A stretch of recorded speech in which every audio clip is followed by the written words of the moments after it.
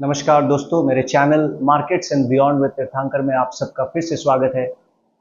पिछले वीडियोस में हमने terminologies of a mutual fund के बारे में देखा था। हमने जाना था कि इंपॉर्टेंट वो क्या पैरामीटर्स है जो म्यूचुअल फंड को सिलेक्ट करने से पहले हमें देखना चाहिए।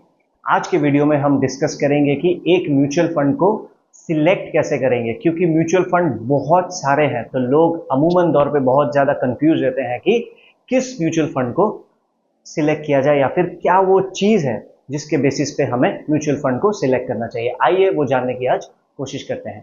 तो सबसे पहले आपको सवाल ये पूछना है कि आपका टाइम होराइजन क्या है, कितने समय के लिए आप निवेशित रहना चाहते हैं। इसका मतलब कि आपका टाइम होराइजन क्या है। फिर आपको ये सवाल पूछना है अपने आप से कि आपका रिस्क एपेटाइट कैसा है। इसका मतलब आप कितना जोखिम लेने के लिए तैयार है। ये दोनों सवाल ही डिपेंड करते हैं कि आपको कौन सा म्यूचुअल फंड सिलेक्ट करना है। अगर आप कहते हैं कि आपको 2 साल के लिए पैसा म्यूचुअल फंड में डालना है और आपको बिल्कुल ही रिस्क नहीं लेना है, तो आपको अमूमन तौर पे एक डेट म्यूचुअल फंड लेना चाहिए। अब डेट म्यूचुअल फंड में ऐसे इंस्ट्रूमेंट्स हैं जिसमें आपका पैसा डेट रिलेटेड जो इंस्ट्रूमेंट्स है, यानी कि जो गवर्नमेंट की ट्रेजरी बिल्स है या फिर कंपनी की कमर्शियल पेपर्स है, इसका मतलब all those instruments which are related to debt. इसका मतलब सरकार भी, जो गवर्नमेंट है वो भी पैसा रेज करती है थ्रू डेट, कंपनीज भी है जो पैसा रेज करती है थ्रू डेट। तो आपका जो पैसा है उन सब इंस्ट्रूमेंट्स में निवेशित है।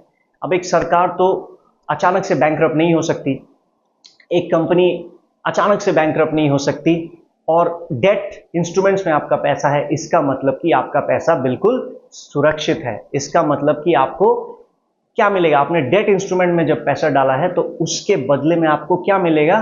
जब कंपनी आपसे पैसा डेट के तौर पे रेज कर रही है तो आपको मिलेगा उसके बदले में ब्याज, जिसको हम इंटरेस्ट कहते हैं। इसीलिए अगर आपका रिस्क टॉलरेंस कम है, अगर आप ज्यादा रिस्क नहीं लेना चाहते हैं और आपका टाइम होराइजन कम है, तो आपको डेट म्यूचुअल फंड सिलेक्ट करना चाहिए। अभी लेट्स से आपका टाइम होराइजन काफ़ी ज़्यादा है, आप 5 साल से ज़्यादा, 7 साल 10 साल के लिए पैसा निवेशित करना चाहते हैं और आपका टाइम होराइजन ज़्यादा है और आपका रिस्क एपेटाइट भी ज़्यादा है, आप रिस्क लेने के लिए तैयार है, तो फिर आपको आना चाहिए इक्विटी म्यूचुअल फंड में। अब वो डिपेंड करेगा, अगर आप ज़्यादा रिस्क लेना चाहते हैं तो आप एक किसी स्मॉल कैप फंड में पैसा लगा सकते हैं। स्मॉल कैप फंड क्यों? क्योंकि स्मॉल कैप फंड में ग्रोथ के जो चांसेस है, क्योंकि स्मॉल कैप फंड में उन्हीं कंपनीज में पैसा निवेशित की जाएंगी जो स्मॉल इन साइज है। तो एक कंपनी अगर साइज उसका स्मॉल है तो उसके ग्रोथ के चांसेस भी बहुत ज़्यादा है। बट रिस्क क्यों बढ़ गया? क्योंकि वो स्मॉल है, क्योंकि वो एस्टैब्लिश नहीं है, तो वो कंपनी डूबने के चांसेस भी काफ़ी रहते हैं। इसीलिए अगर आपका रिस्क टॉलरेंस ज़्यादा है और आपका टाइम होराइजन भी ज़्यादा है तो आप किसी स्मॉल कैप फंड में निवेश कर सकते हैं।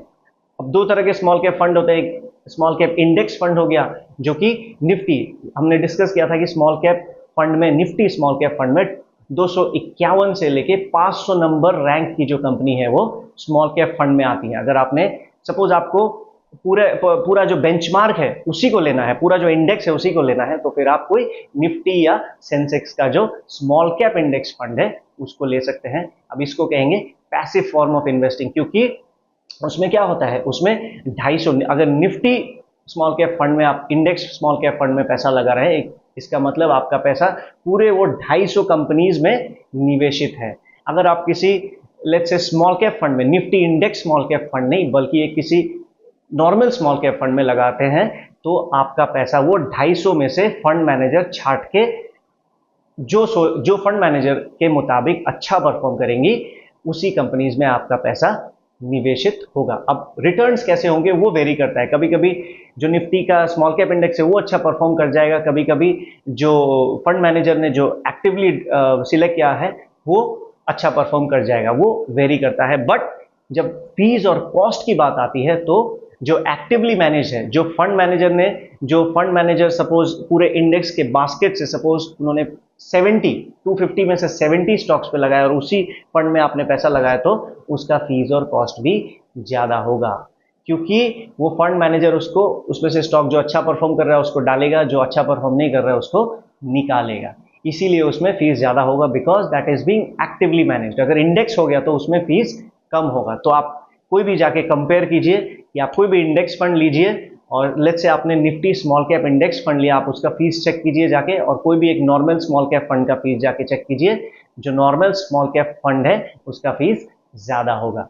तो ये सब जब बड़ा पैसा जब लगता है तो ये छोटी छोटी जो परसेंटेजेस है फीस की, ये आगे चल के बहुत मैटर करती है। फिर नेक्स्ट आते हैं कि डाइवर्सिफिकेशन, आपको कितने म्यूचुअल फंड लेने चाहिए।